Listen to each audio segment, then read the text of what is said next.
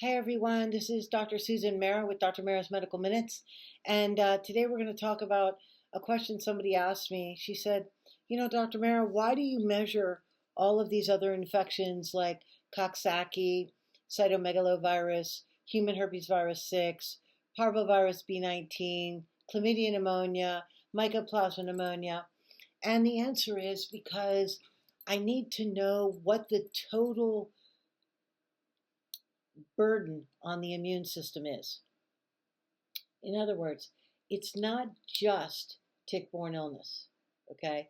That is huge, and so is mycotoxin, and so is COVID. But there are other things that are chipping away at it as well.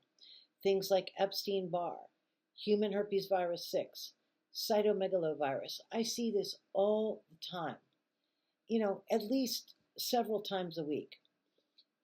And a lot of times you do have to treat those viruses in order to alleviate the general body burden on the immune system. Because, obviously you don't treat a virus with antibiotics. It just doesn't work. Likewise, when the patient has mycotoxins, you use antifungals. So you really need to figure out what the total body burden of organisms are for the patient.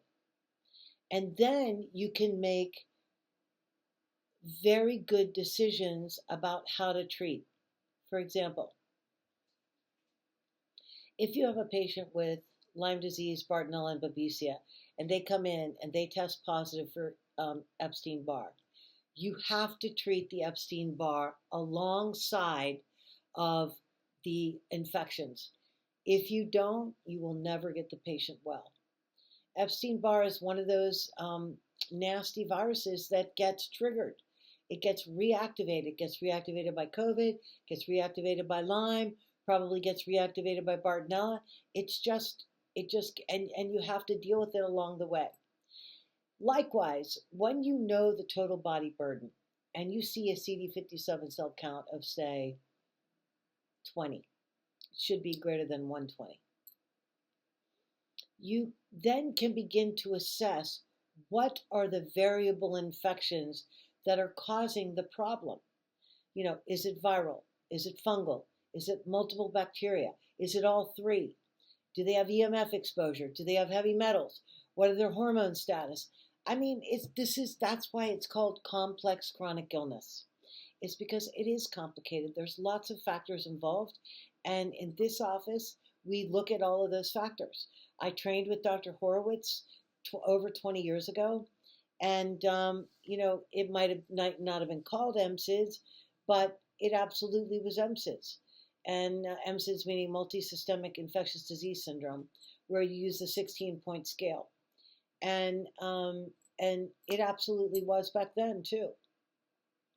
So when you see that I am doing all these tests for other organisms, I'm not just doing it because I have nothing better to do. I want to see what is the total burden on your immune system that is keeping it from being able to lift its head above the water, right? It's just like it's suppressed. It just can't get ahead.